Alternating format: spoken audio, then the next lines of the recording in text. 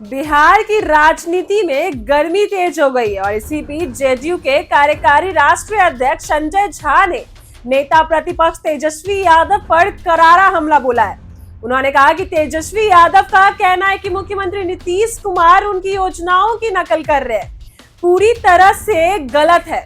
संजय झा ने तंज कसते हुए कहा कि सत्ता में वही योजनाएं लाता है जिसके पास सरकार होती है, विपक्ष में बैठे लोग योजना कैसे ला सकते हैं। उन्होंने तेजस्वी यादव पर क्रेडिट लेने की राजनीति करने का आरोप लगाते हुए कहा कि जब उनके परिवार की 15 साल तक सरकार रही तब बिहार को क्या मिला। उन्होंने यह भी कहा कि यूपी सरकार के समय भी बिहार को कुछ खास नहीं मिला। प्रधानमंत्री नरेंद्र मोदी के मोतिहारी दौरे को लेकर उन्होंने कहा कि अब बिहार के लिए शुभ संकेत है, क्योंकि जब भी पीएम बिहार आते हैं नई सौगातें मिलती हैं। वहीं नीतीश कुमार ने 1 करोड़ रोजगार देने के वादे को लेकर उन्होंने पूरा भरोसा जताया और कहा कि नीतीश जो कहते हैं वो पूरा करते हैं। संजय झा ने मिथिला क्षेत्र के लिए घोषित 8,000 करोड़ की जल संसाधन योजना को ऐतिहासिक करार देते हुए कहा कि इससे बाढ़ की समस्या स्थायी रूप से समाप्त हो सकेगी। उनका यह बयान साफ संकेत देता है कि जेडीयू तेजस्वी के हर आरोप का जवाब देने के लिए पूरी तैयार है। सुनिए क्या कुछ कह रहे हैं संजय झा। कैबिनेट से नीतीश कुमार जी ने पास कराया है, ये ऐतिहासिक चीज है। पहले भी उन्होंने कहा था 10 लाख नौकरी, 10 लाख रोजगार, तो 12 लाख लोगों को नौकरी और 38 लाख लोगों को रोजगार मिला।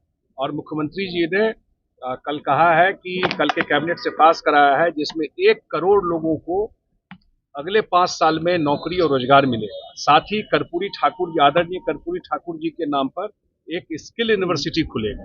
और स्किल यूनिवर्सिटी का मतलब हुआ कि लोग को आप कौशल युवा को बना देंगे तो उसको जो 10,000 की नौकरी है, 20,000 की नौकरी है, उसको 30-40 हजार रुपया मिलेगा। अगला 5 साल मुख्यमंत्री जी ने कहा है बिहार में उद्योग और इन्वेस्टमेंट का जाल बिछ जाएगा। उसी दिशा में काम हो रहा है। इसका वजह भी है कि डबल इंजन की सरकार है। आदरणीय प्रधानमंत्री नरेंद्र मोदी जी का सहयोग है और यहाँ पर नीतीश कुमार जी के द्वारा काम किया। सर, मिथिला वासियों को क्या कहेंगे? मेरे ख्याल से मिथिला के लिए पिछले 50 साल में सबसे बड़ा काम जो हुआ है वो कल हुआ है। मिथिला के लोग बाढ़ में डूबते थे, ये तो नीतीश कुमार जी आए तो राहत देना शुरू किए, बहुत तरह से बाढ़ के प्रकोप को कम करने का प्रयास किए। और कल जो पश्चिमी कोसी नहर योजना करीब 8,000 करोड़ से ज्यादा का योजना है, इसमें मिथिला एरिया में खास करके मधुबनी दरभंगा में ये इंटीग्रेटेड वाटर मैनेजमेंट, मुझे मुख्यमंत्री जी ने जल संसाधन मंत्री बनाया था, उस समय से इस प्रोजेक्ट पे काम हो रहा है। और इसमें आपको सिंचाई के साथ साथ जो बाढ़ के समय पानी आता है उसको स्टोर करके रखा जाएगा। इसके साथ साथ पूरे करीब 400 किलोमीटर का एक साइड रोड बन जाएगा खेत में। अब किसी भी प्लॉट पर आप जा करके पहुंच सकते हैं।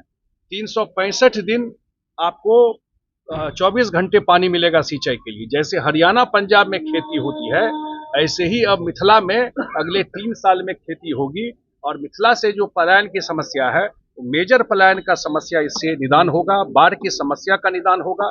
मेरे ख्याल से ऐतिहासिक चीज हुआ है बिहार के लिए, खासकर मिथिला के लोगों को।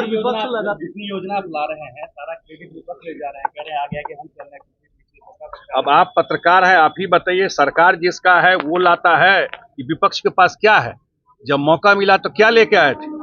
सरकार थी उनकी 10 साल यूपीए की, तो बिहार को क्या मिला था बताइए आप?